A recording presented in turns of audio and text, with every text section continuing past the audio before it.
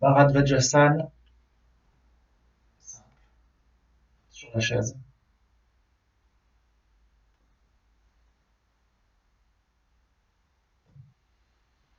Vous connaissez la même chose avec la brique.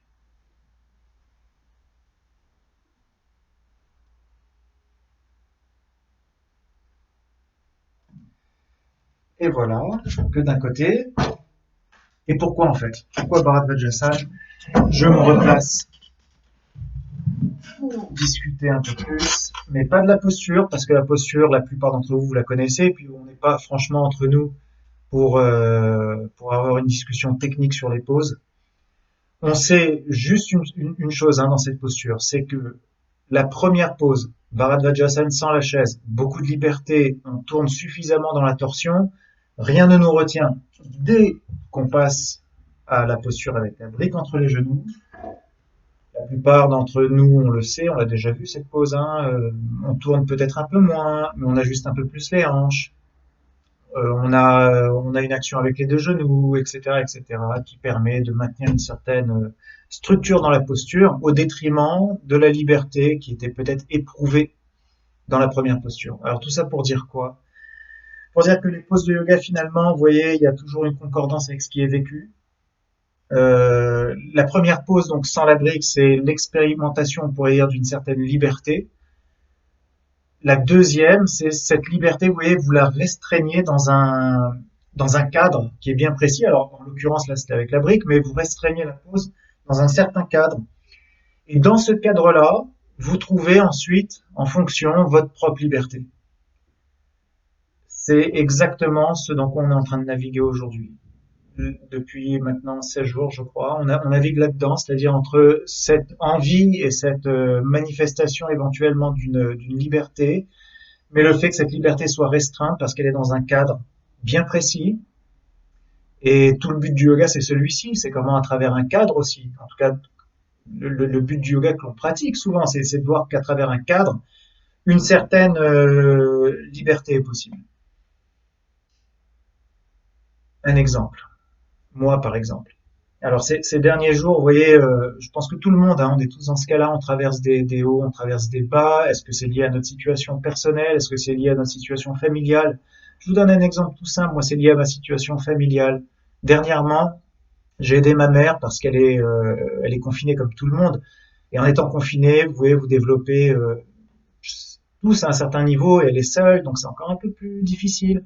On développe des anxiétés, on développe des angoisses, on développe un tas de choses qui font qu'à un moment, un accident est possible. Je rentre pas dans les détails, elle tombe par terre, c'est compliqué, faut aller la voir, faut jongler avec l'idée de se dire est-ce qu'on l'emmène à l'hôpital ou pas, parce que emmener quelqu'un à l'hôpital aujourd'hui, c'est pas la meilleure des idées. Donc jongler avec tout ça, rester avec elle, dormir là-bas. Donc tout ça, c'est quoi? C'est un exemple, mais peut-être que cet exemple vous parle parce que vous le vivez aussi, à travers des coups de fil avec votre famille, etc.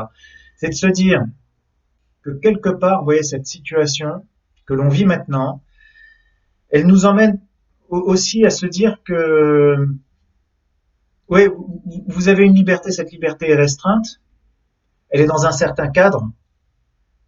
Ce qui va s'exprimer avant tout, je pense, et si on devait faire une connexion avec la pratique et ce qui a été dit avant, c'est que rien ne nous oblige. Oui, rien ne nous oblige, et c'est l'injonction de tous les jours aujourd'hui. En fait, je pense que c'est l'injonction du monde d'avant, c'est-à-dire avant ce qui se passe maintenant. C'est cette injonction à être zen tout le temps. Oui, il faut être zen, il faut être tout le temps dans une sorte de béatitude, et gare à celui qui n'est pas dans la béatitude. Bon, moi, je vous avoue, franchement, j'ai pas été dans la béatitude du tout avec cette histoire de ma mère, mais c'est très bien comme ça, parce que vous voyez, être tout le temps dans le zen, vous proposer tout le temps des trucs pour anesthésier un peu la douleur que l'on vit tous, ça a jamais été mon truc et je m'en aperçois encore plus aujourd'hui. On n'a pas anesthésié quoi que ce soit. Vous voyez, la pratique, elle n'est pas là pour anesthésier quoi que ce soit.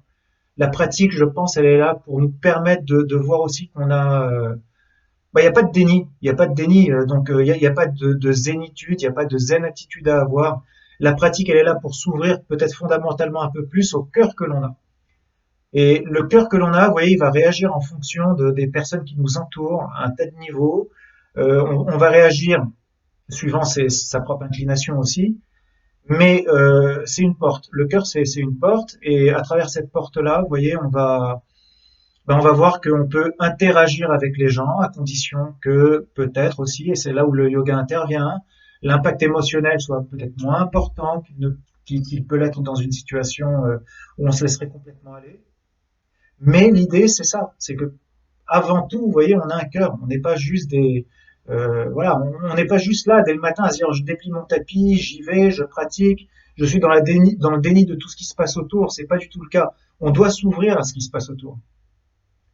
La pratique du yoga, les postures sont là pour ça fondamentalement. En tout cas, c'est ce que je crois. C'est qu'il ne sert à rien de se parer de cette enveloppe de zénitude qui nous amènerait quelque part à dénier un petit peu ce qui se passe vraiment. Parce que à un moment ou un autre, la souffrance remonte toujours et on finit toujours par être confronté à elle. Et ça, ça, je crois que c'est un aspect très important. On peut pas faire l'impasse de ça aujourd'hui. On est confronté à nous-mêmes, on est seul face à nous-mêmes, on est seul face à notre pratique, on est seul face à nos angoisses, on est seul face à nos doutes. Il y en a de plus en plus. Vous voyez, les jours passent, les jours avancent. Au début, tout le monde s'envoyait des textos, des images sur le confinement. Il y en a moins aujourd'hui. Parce qu'autour de nous, tout le monde est un peu touché. Parce qu'autour de nous, dans la famille, tout le monde est un peu touché, que ce soit indirectement ou directement. On, on est aujourd'hui vraiment dans ce moment, vous voyez, où on ne doit pas faire l'impasse sur qu'est-ce que je mets de côté dans ma vie, quelle est la part que je masque, avec quoi je masque tout ça. En tout cas, moi, je ne serai pas là pour vous dire qu'il faut masquer tout ça à travers le yoga, ça c'est sûr. Mais je serai là pour vous dire que le yoga révèle en fait nos fragilités, nos faiblesses, mais que nos faiblesses sont nos forces. Toujours. Voilà les amis, je crois que c'est la vidéo du jour. La prochaine, je vais vous parler d'un grand ami à moi, mais qui est un grand yogi contemporain. C'est ce monsieur.